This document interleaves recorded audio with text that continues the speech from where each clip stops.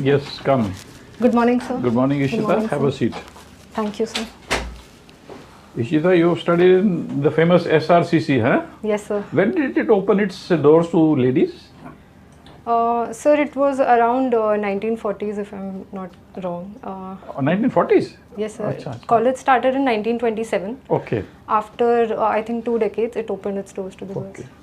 And is it named after Lord Rama, our Hindu god, or somebody else? No, sir. It's named after Lala Shri Ram. Okay. He was a visionary industrialist, Okay. and he wanted to put forth his ideas of vocational learning and education. What was his corporate world company known as? He was the head of some company, no? He set up a company? Sir, I know about Yeah. the Shri Ram group in general, but Okay. No problem. Ishita, Delhi University has started this common entrance test. yes, sir. Why did they start it? So during my years also, we used to take admission through our board exams marks, and there are different board exams in different states. So there was no parity in terms of admission, and different cutoffs had to be announced. So to set a level playing field for all the students, a common university entrance test was designed. What are the drawbacks of this system? So there are certain drawbacks. In the first year, we had seen that the number of female applicants had significantly gone down by around 30%. Secondly, sir, this is also pushing the coaching industry and the habit of taking coaching institutions, which can again reduce the level playing field for students from economically weaker sections. Do you think that the lady applicants going down was because of CUT? Sir, the analysis is yet to be done, but this was the information that I had first seen, and I was wondering about it. What is the position this year? Sir, it has come back up again by 15-20%, not entirely. That could not be a reason, frankly. I don't think ladies will be afraid of appearing in CUT. Okay. Now tell me, if you are made the district magistrate of Noida district, Yes, sir. what steps will you take to improve the environment of that area? There's a lot of problem now, air pollution and then industrial pollution, etc. Kya karoge aap? So the first thing one must do is to do the appropriation. What are the sources of our pollution? For example, a lot of pollution in the NCR region is because of vehicular emissions. Secondly, it's because of the construction and the dust that comes from it. So once these sources are defined, I think the recent push for electric vehicles is a step in the right direction. Strengthening our public transport, like the NMRC metro system, is another step. The electric buses, the fleet can also be increased and increase our budget towards it. And so apart from that, for construction dust, I think spraying waters and settling the dust time to time is important. What will you do with solid waste management? So solid waste management is also a pertinent issue, and I think that firstly a proper systematic collection from door to door should be done, and awareness amongst the residents can go a long way in this. Secondly, sir, we need to have defined areas where such solid waste is being dumped and how much of it is being reused or sir, it is used for renewable energy, biomass incineration. So that can also be done, waste to energy plants. Now, we keep on hearing a lot of crime going on in Western UP, especially, Ghaziabad, Noida area. Yes, sir. So as an SP of the district, what will you do to ensure at least the ladies feel safe? Yes, sir. Crime against women is a problem in the NCR region. And I think, sir, creating a safe environment, a safe public sphere is very important. Increasing the patrolling vehicles and increasing the lighting of the streets at night can make these streets accessible for the women. Secondly, sir, behavioral campaigns should also be there, wherein people are more mindful and more helpful towards any such incidents, towards the reporting of such incidents. So I think this can create a safe environment for them. Now, we keep on hearing a lot of these cases of dogs biting people, killing children, etc., Yes, etc. Also, you think this is a very, healthy trend, or it needs to be, stopped immediately? Sir, many incidents have come up in the recent time where people are mauled to death by stray dogs. Sir, I think it goes both ways. Firstly, the area for these stray animals is also being limited as residential complexes and societies are being expanded. So there should be firstly the habit of coexistence also in human beings, that we don't have to exclude them so much or torture them.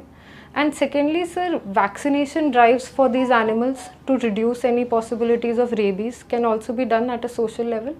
And thirdly, sir, in areas where it is an actual menace, those areas and hotspots should be identified, and stray shelters, and they should be the dogs should be safely transported to these shelters.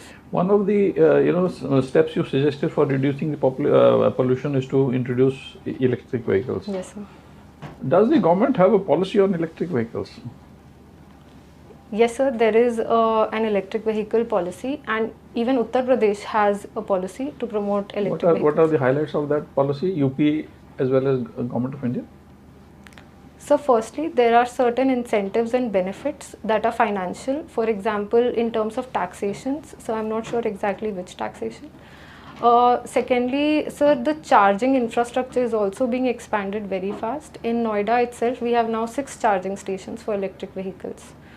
Is there any target given by the government? What is the target? Sir, I think it is 30% by 2030. You're talking of UP or Government of India? Sir, India. Okay.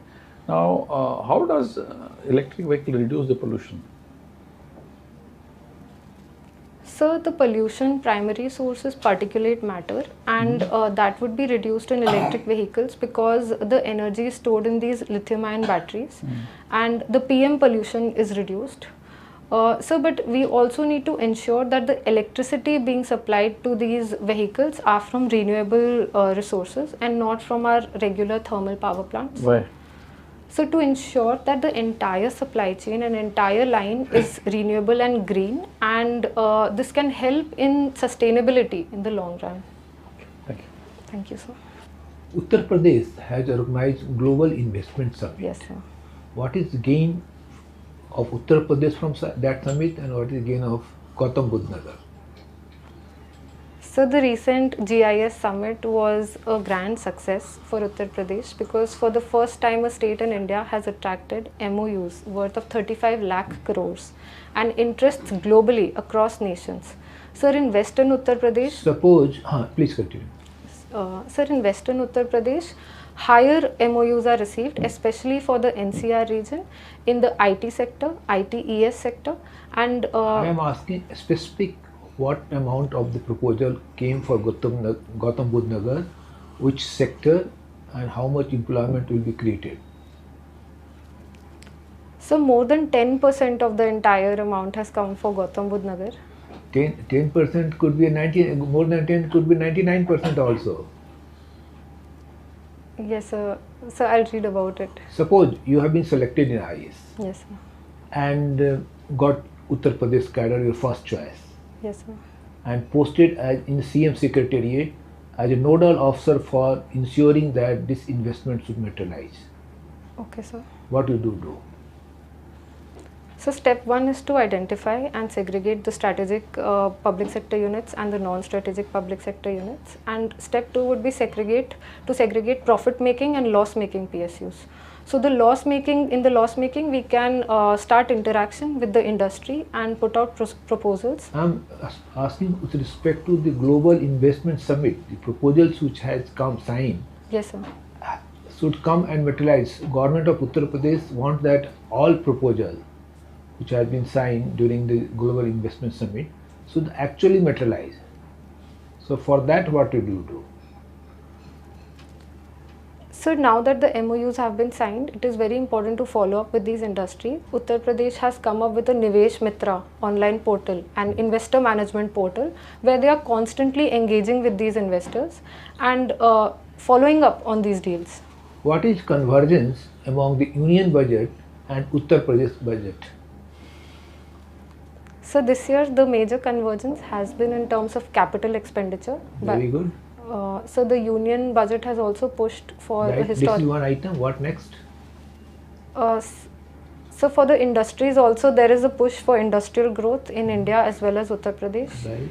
What next? And so electric vehicles, a sustainable budget is there for both India and Uttar Pradesh. What is your view about women empowerment? And what are the provisions made in union budget for this? So women empowerment is would be very important. Firstly, sir, India does what is called the gender budgeting. We take out the percentage of schemes that are allocated towards women. Secondly, sir, a lot of government schemes like PM Awas or MG Narega, they all have a strong women component, and they are kept at the center of these policies. So, but at the economic level, I feel the budget could have done more about the female labor force participation rate and encouraging them. Okay. IPCC has come out with synthesis report on Yes, sir. 20th March. In view of that report, what India should do? So the synthesis report firstly has given scientific evidence for climate change happening, and India should take in these recommendations and streamline its policies as it is already doing.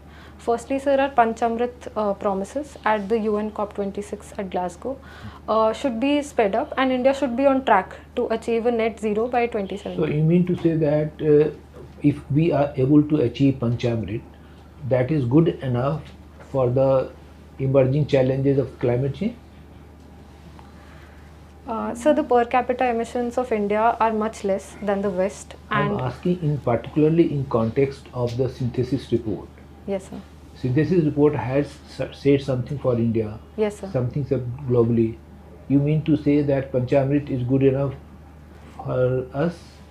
So Panchamrit will be good enough to achieve and limit the global warming to 1.5 degrees Celsius, but India can do more to limit this, and by the end of 2100. What India should do as president of G20 to ensure to address the challenges of climate change? So at G20, India has put forth the voice of the Global South. Firstly, sir, ensuring that climate finance is there for countries of Global South so that they can transition. And countries like India have to double leapfrog in terms of sustainable energy. Secondly, sir, India has also put forth the point of common but differentiated responsibility of the Global North and the Global South. India, foreign trade policy has been announced for Yes, sir. 2023. What is your analysis of the policy? Sir, I think the policy is a step in the right direction because firstly it announces that our target of increasing our trade is 2 trillion by 2030. I think this is an ambitious and good target.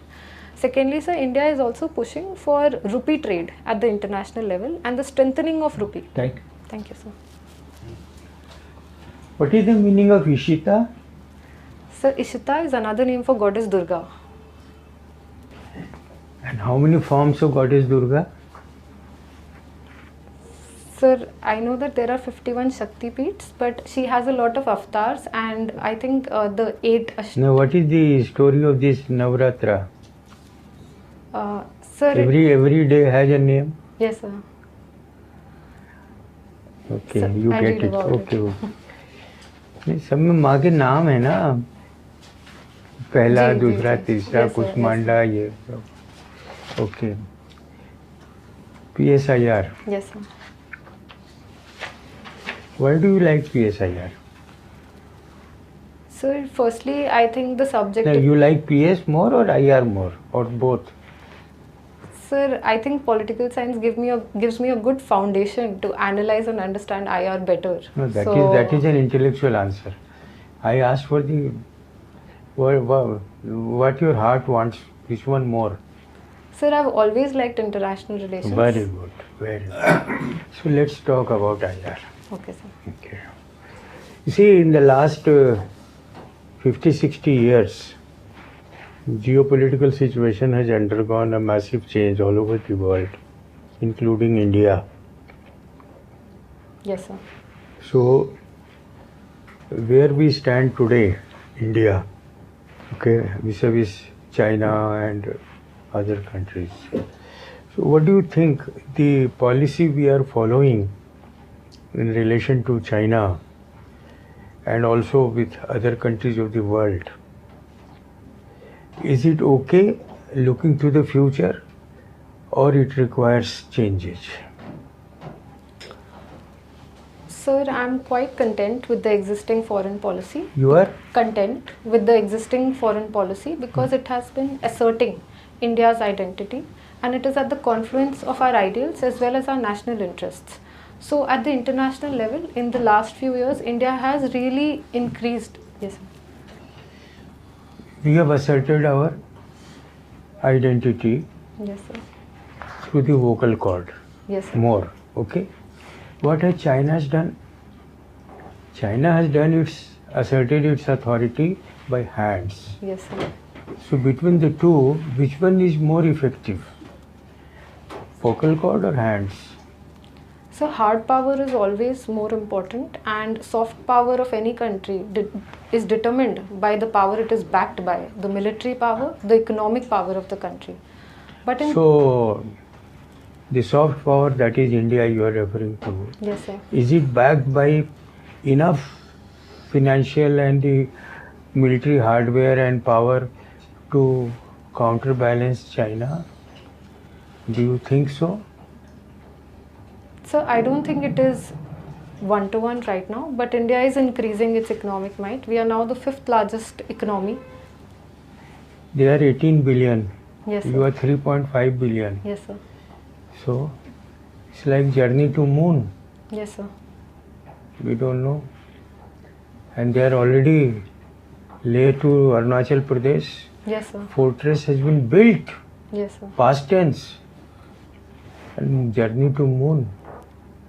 Yes, sir. More needs to be done. So battles are not fought on moon. They are Yes, sir. fought on ground. Yes, sir.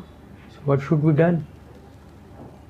So first is the economic power and the military power of our country in terms of our No, what is our military power? Sir, China's budget is at least 3 times more than ours for military. So No, 230 billion. And how much is ours? So I'll read 30 about billion. Okay.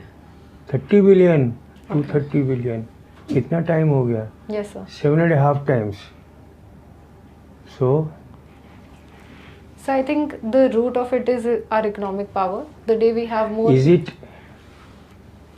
are you sure that US can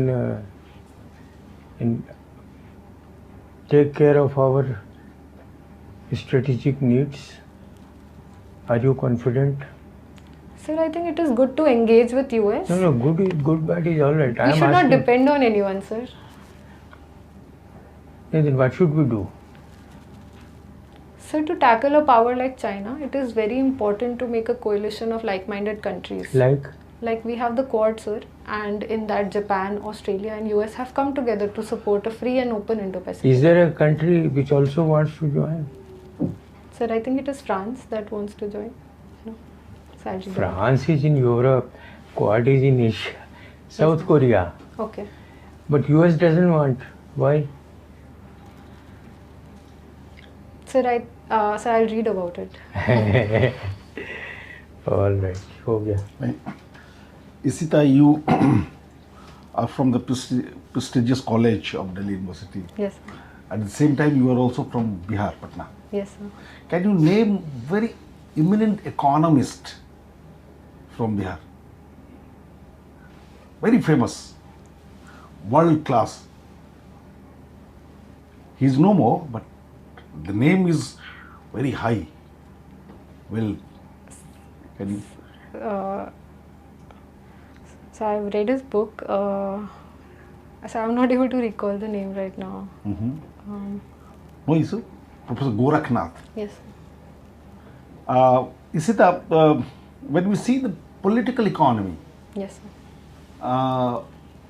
and the economic world order, in the coming years and decades, where do you see India in the ladder of hierarchy in economic world order, current and maybe after 2047?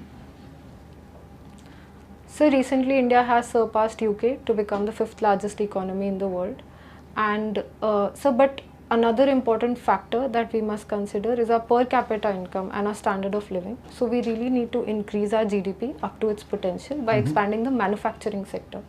So by 2047, I hope that all these schemes that are there to make in India, to assemble in India, and to produce more in India can bring more jobs and increase India's strength and salience at the international level.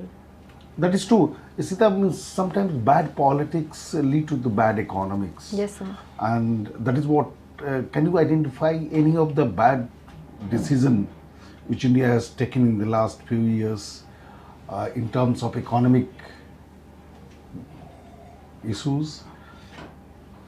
Can you identify the government of India decision was not so good in terms of economic? There is none. So can I take a moment, please? Please.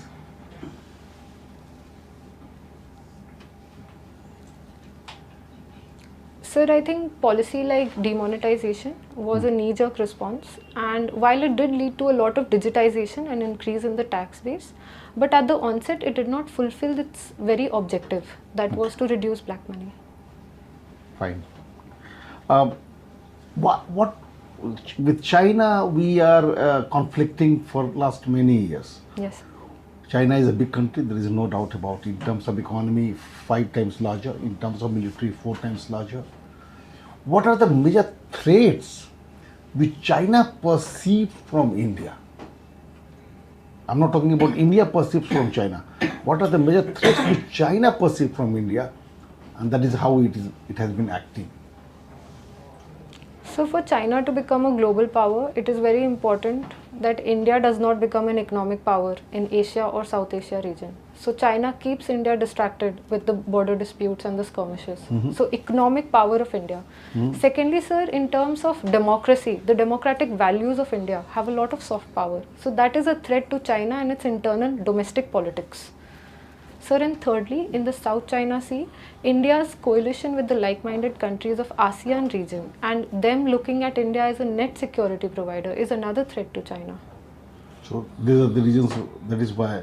Yes. So do you believe that there are two routes, Chinese route and American route, which is good for India to toe the line? So for India, it would definitely be, if there is a choice, India would obviously prefer to put forth its own interests, but in this dichotomy between a Chinese or a Sino-centric world order and an American hegemony, so I think the American order of democracy and free lines of communication, especially in trade, would be more suited to India's interests. Well, the economic growth of India, there has been debate from the very beginning. How do you equate with the animals? Means when the first Prime Minister was addressing the new entrants trainee of IFS and IAS officer, he asked the questions, the economic growth of India, the current economic growth of India, if you have to equate with the animal, which animal do you equate? And none of them responded as Nehruji wanted to hear. And finally came out, no, it is not tiger, it is not lion, it is elephant. Yes. But today, almost 75 years after the Nehru's words, if we have to equate with the animals of India's growth, which animal is the most suitable animal of India's growth? So I think symbolically also, since the recent cheetahs have come from Africa, I think I would name it cheetah, because India has been a bright spot in an otherwise gloomy world economy. So our rate of growth is very high, and it would be the cheetah, sir. Fine. Thank you. Thank you. Thank you, sir. Ishita, just wait for a minute outside. We will call you back again, okay? Thank you, sir.